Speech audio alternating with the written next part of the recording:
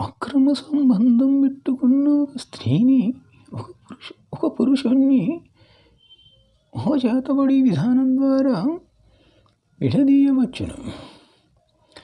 అది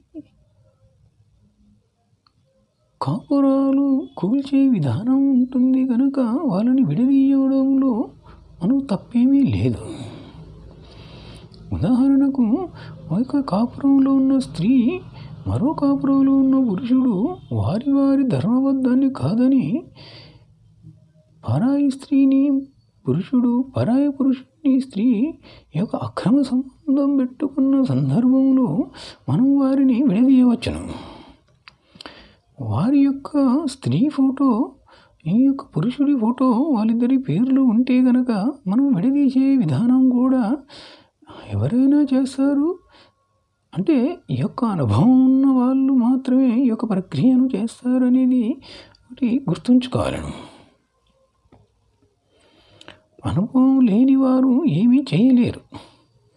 ఈ అనుభవంతో పని ఉంటుంది.